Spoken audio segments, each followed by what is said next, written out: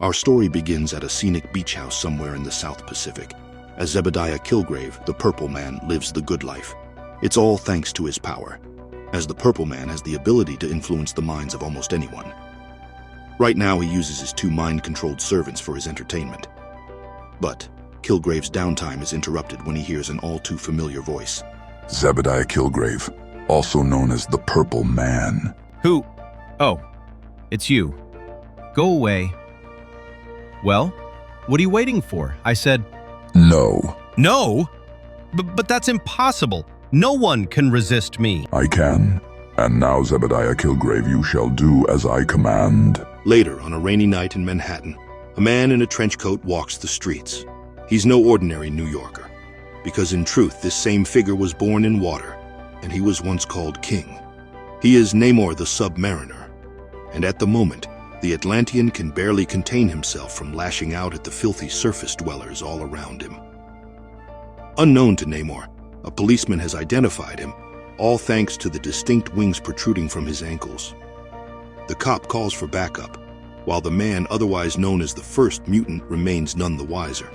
Namor eventually arrives at a swanky restaurant in the middle of the city. A waiter in the concierge asks him if he has a reservation with them, which offends the Atlantean monarch. Before things could get dicey, though, Namor is suddenly zapped by energy soft enough to leave him unscathed, but strong enough to tear away his disguise. Who dares? Who strikes Namor, the Submariner, the avenging sun? Why, I do, of course. Come, Namor. Put aside your childish posturing for once and enjoy the gracious hospitality of Dr. Doom. We learn that it was Doom himself who invited Namor to this meeting. The Atlantean is none too pleased being beckoned like this, especially by a man he thinks is beneath him, but Doom tells him to take a seat. All will be explained in due time. Has it occurred to you that no one has paid the slightest attention to us, or to my power blast? Yes, it is puzzling. Doom explains that this is all because of a trinket he had crafted from himself called the Psychoprism, an artifact that allows the Mad Latverian to control anyone he so desires. An artifact he had crafted with a strand of hair from Zebediah Kilgrave, the same man he had abducted in the South Pacific. And then Doom lets Namor in on his grand plan. I intend to use him to power a mammoth psychoprism that is under construction as I speak. And what do you plan to do with this toy? Do? My dear fellow, I currently rule the small European nation of Latveria, but with the full power of the Purple Man at my command, I can convince the people of this sad planet that Victor Von Doom is the only logical person to rule the entire world. Doom and Namor leave the restaurant. Everything's been comped thanks to the Psychoprism. They step out of the establishment to be met by a squad of cops, only for these same lawmen to fall under Doom's trinket's influence and let them walk scot-free.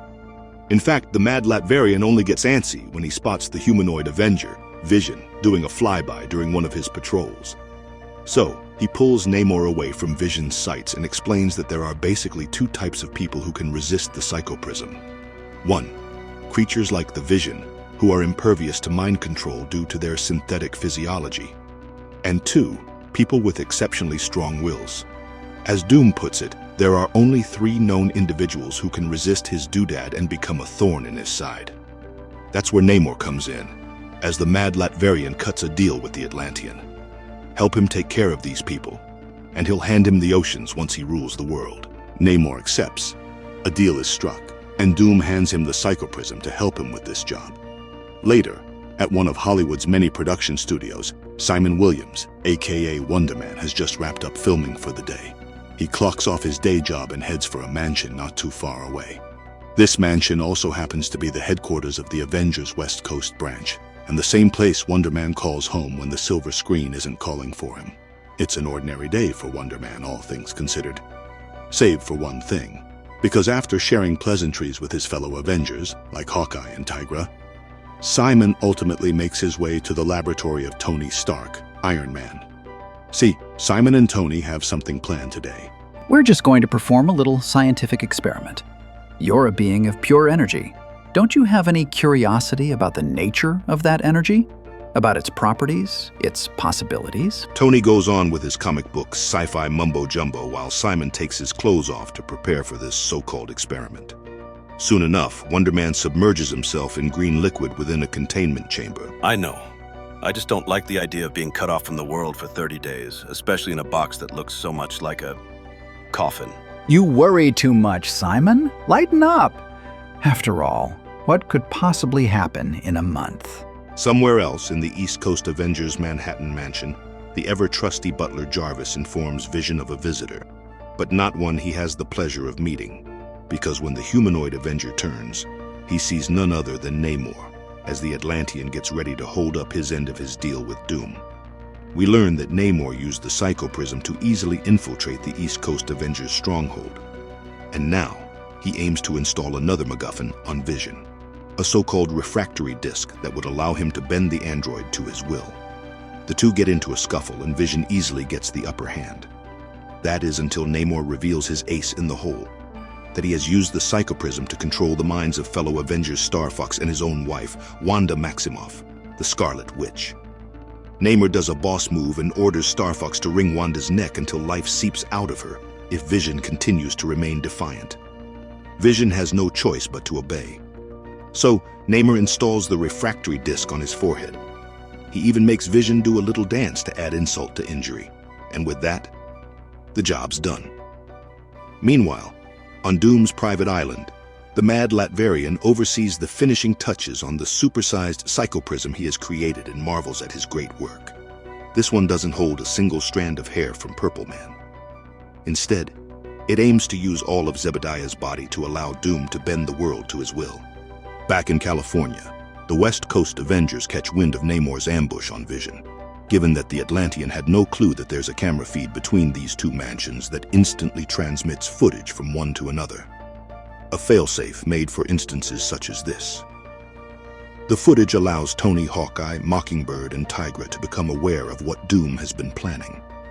So they mobilize to try and nip it in the bud. Somewhere else still, in a garage owned by genius mechanic Gears Garvin, he and the superhero Machine Man are about to celebrate the successful upgrades that Gears has recently done to his cybernetic body. Curiously though, Namor walks in and effortlessly lets Machine Man do his bidding. We soon learn that Namor had gotten to Gears first, turning him into his lackey and installing Machine Man his own refractory disc. That's 2 down, 1 more to go for the sea-dwelling antihero. On Doom Island, Purple Man is of course enraged that he's become a tool for Doom. He makes it known to everyone within earshot. You use electronic trickery to wield forces you're too weak to control without gimmicks. You don't deserve to rule. No. Doom tells everyone in the room to leave the room, as he barely keeps his temper in check after listening to the Purple Man's petulant pleas. And with everyone else gone, the mad Latverian enters the same containment chamber where Zebediah is being held. I am removing my mask, Kilgrave. Within it is the circuitry that shields me from your power. I am totally vulnerable. Then release me. I said release me. Stand on your head. Take a flying leap. The Purple Man desperately tries to use his powers on Doom, even going so far as to tell the Latverian to end his own life. But none of it works. Impossible. Not this close. No one has a will that strong. No one. And now that Doom has properly teabagged the Purple Man's ego, he only has one question for him. Now, Zebediah Kilgrave, who deserves to rule? While this is happening, the West Coast Avengers are just about ready to head for Doom Island to foil the Mad Monarch's plan. They soon reach the domain and are unsurprisingly set upon by the island's defense systems, ranging from automated turrets to squads of Latverian soldiers ready to give their lives for their supreme leader. In Chicago, Namor confronts the third name on his list, the villainous android, Ultron. Unlike his first 2 targets, all it takes Namor to overpower this otherwise deadly foe is a bit of rope-a-dope and some sleight of the hand. Without even breaking a sweat, Ultron becomes his thrall, just like Vision and Machine Man before him. Back on Doom Island, the Avengers find themselves outnumbered by Doom's Latverian death squad. Curiously, though, they notice that these soldiers have suddenly stepped aside in the middle of their heated encounter, seemingly forming a pathway leading directly to Doom's quarters. With no other choice, our heroes take it. But it doesn't take long before they learn that they've fallen for a trap. I wanted you here to witness my ultimate triumph. For the greatest invention of my life is finally complete. Shellhead, does he mean... Yes, I do. Quick, hit him before he can... The Avengers are too late to stop Doom from activating his megalith-sized psychoprism. A glow of bright light engulfs the Avengers. A second passes and they too have become slaves to the mad Latverian's will. Later, Doom attends a United Nations summit. The delegates think he's only here to make another one of his long-winded speeches. But it turns out to be so much more, as the Mad Monarch uses the psychoprism yet again to sway the United Nations into installing him as Emperor of the world. But Doom's job is not finished. There's still his end of the deal with Namor, the oceans in exchange for his help. To this, Doom says one thing. The bargain was struck because I needed you, Namor. That need no longer exists. Of course, Namor doesn't take kindly to this betrayal. He gears up for fisticuffs with the newly appointed Emperor of Earth. But even his iron will does not stand a chance against the effects of Doom's psychoprism. Something that the mad Latverian had accounted for this whole time. And with that, Doom has eliminated all threats to his rule. We learn that it only took him days to make the world a better place with the help of the psychoprism. With everyone under his influence, Doom made sure to make some much-needed adjustments to the world's infrastructure.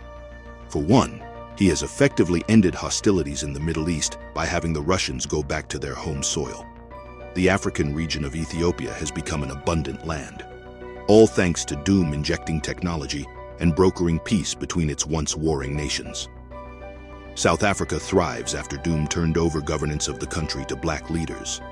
The stock market booms, interest rates have plummeted, and crime and hunger have all but become a thing of the past. Under Doom's rule, armies began to disband and weapons of mass destruction were rendered inoperational. There is peace, there is prosperity, there is Doom. It has been a month to the day since Doom took over the world. Today also marks the end of Simon and Tony's experiment. So Wonderman emerges from his containment chamber, eager to catch up with his friends in the Avengers. Instead, Simon only learns the truth, that everyone, from Captain America to Tony to Tigra, have all fallen under the mad Latverian's influence. Simon can't believe it at first, convincing himself that this might be a hallucination induced by his month-long stasis. But he soon learns that all this is real. Unknown to Wonderman, Captain America is already on the phone snitching this development to the man in the green hood. Inside the White House, the place Doom has since turned into his personal manor, we learn that the mad Latverian isn't as pleased as he is with what he has achieved. Sure, he has effectively ended war and famine. He's made the world a better place, but somehow... I feel discontent. Doom soon receives word of Wonderman's presence. He figures that Simon is a potential threat to his rule. Doom does not rage, though. Instead, he finds all of this interesting. So, the Emperor of the World orders his mind-controlled Avengers to subdue Simon. A fight ensues between Wonderman and his allies. He barely makes it out of the mansion and onto California's open streets. Random citizens instantly recognize him as the wanted man from the news, so they attempt to tear him apart. But Wonderman ultimately escapes through the sewers. He later goes to his old movie studio to craft a disguise for himself. Knowing he can't possibly beat everyone Doom has under his command, Simon decides to just disappear. Later, Doom's rut continues to worsen. This is not what I expected. So long have I sought to control fate. For indeed my failure to do so in the past has ever been my downfall. And the manifestation of that desire has been a lifelong dream to rule the world. A dream that has now come true. And yet in the dream, I ruled as conqueror, not administrator. The fight for victory is a noble one, but of what worth is victory devoid of challenge? Doom had thought that Wonderman's emergence would give him the challenge he longed for. But since Simon has disappeared, Doom feels he has nothing worthwhile to live for. Only the drudgery of day-to-day duties. Weeks pass. We find out that Simon has been living as a drifter this whole time in order to avoid Doom's prying eyes. As if by fate or circumstance, our hero stumbles upon a blind woman's camp somewhere in one of America's backwoods. This woman, Ellen, invites Simon for a meal. He accepts the offer less for the nourishment than it is for the company. But This chance encounter proves to be the pivotal moment that allows Simon to realize what he has to do, that he can't keep on hiding. And thanks to a bit of pep talk from Ellen, Simon soon sets out to make a move against the global monarch. He begins by infiltrating the Avengers' West Coast mansion where, after a bit of digging, Simon learns that Doom has been using Purple Man's gifts to bend the world to his will, however beneficial it is for everyone. Simon soon gets into it with Cap, but he ultimately frees the first Avenger from Doom's control when he shows him footage of the truth, that Doom is a foe, not a benevolent ruler. From there, Cap and Simon freed more of their allies, Hawkeye, the Wasp, and Tony, from Doom's purple-powered grip. And not long after, the Avengers are gearing up for some payback as they board a Quinjet headed straight for Doom Island. Still, there's an argument to be had in all this. You know, it's hard to be totally convinced that we're doing the right thing. I mean, war, famine, and political injustice are almost a thing of the past, and there's no question that Doom's reign is the cause. War is an obscenity, Iron Man, but peace should be a people's choice, not some dictator's mandate. The people of the world are no more than contented slaves. Right or wrong, good or evil, these thoughts swirl in Wonderman's head. He ultimately comes to one conclusion. Well, I guess history will be the judge. As you'd expect, the Avengers are met with firepower and hostility the moment they land on Doom Island. Earth's mightiest heroes power through wave upon wave of resistance from Doom's forces until they reach the Psycho Prism. They free Namor from the Mad Monarch's hold along the way. All the while, Doom watches his adversaries threaten to topple his great empire. But he can't do anything about it, because he currently has to tend to the minutiae of being king. Still, Doom knows that all it would take to destroy his arch-nemesis is a press of a button in his office. But as they say, heavy is the head that wears the crown. So, Doom does something unthinkable, yet all too characteristic of the Latverian villain. Perhaps it would be wiser to let fate decide. Doom lets things run its course. Namor and the Avengers destroy the Psychoprism, and Zebediah along with it. In what seems like the blink of an eye, the whole world reverts to its original state now that Doom has lost control of everyone. That is to say, everyone starts acting like an idiot again. War is back, hunger is back. Pretty much every horrible thing that humans have come up with is back. Meanwhile, Doom ultimately escapes the Avengers' clutches, perhaps to play this game another day. The Avengers, for all intents and purposes, take the W. But as Earth's mightiest heroes wrap up their mission and get back to base, they begin to wonder. We've done humankind the greatest favor in history. Or we've done it the greatest damage.